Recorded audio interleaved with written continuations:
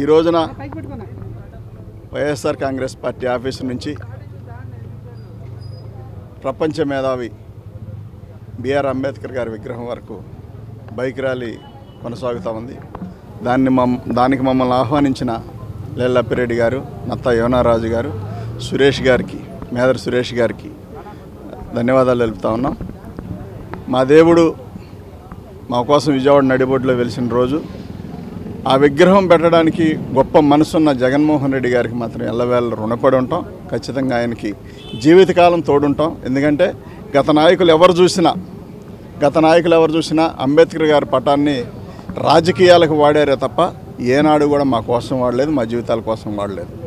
మా దేవుడిని ఎక్కడైనా పెట్టాలి, మా అంబేద్కర్ గారిని ఎక్కడైనా పెట్టాలంటే చంద్రబాబు నాయుడు గారు గతంలో కాల్మనీ సెక్స్ రాకెట్ విషయంలో అసెంబ్లీలో ప్రస్తావన రాగానే దాని నుంచి తప్పించుకోవడం కోసం చంద్రబాబు నాయుడు అసెంబ్లీలో మహానుభావుడి పేరును వాడుకొని 125 అడుగుల విగ్రహాన్ని మేము అమరావతి ప్రాంతంలో పెడతామని చెప్పి అదే ప్రాంతంలో పెట్టడానికి మరి ఎక్కడ పెట్టారంటే చివరికి తీసుకెళ్ళి తను సామాజిక వర్గంలో ఉన్న ప్రదేశంలో కాకుండా ఎక్కడో తీసుకెళ్ళి, ఎక్కడంటే ఆ మారుమూల గ్రామంలో శాఖమూరులో తీసుకెళ్ళి ముళ్ళ పొదల్లో కొద్దిపాటి వర్షం వస్తే పూర్తిగా నిండిపోయే ప్రదేశంలో అంబేద్కర్ విగ్రహం పెట్టాలని చూశాడు చంద్రబాబు నాయుడు. కానీ జగన్మోహన్ రెడ్డి గారు ఏమనుకున్నారంటే ఆయన ఉండాల్సిన ప్రదేశం అది కాదు, ఖచ్చితంగా ఆయన మన మధ్యలోనే ఉండాలి, కాబట్టి నడిబొడ్డులో ఉండాలని చెప్పి విజయవాడ తీసుకొచ్చి విజయవాడ నడిబొడ్డులో ఎటు నుంచి ఎంటర్ అయినా కానీ అంబేద్కర్ గారి విగ్రహం కనిపించే విధంగా ఎటువైపు నుంచి విజయవాడకి ఎంటర్ అయినా కానీ తీసుకొచ్చి అక్కడ పెట్టి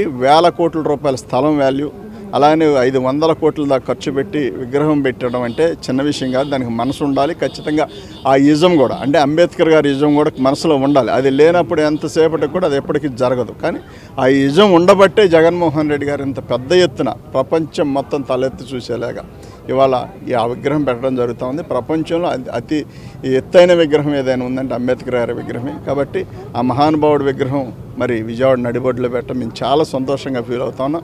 ఎందుకుగాను జగన్మోహన్ రెడ్డి గారికి ఇంత పండగ, మాకు మంచి పండగ, రేపు శుక్రవారం 19వ తారీఖు మంచి పండగనిచ్చారు.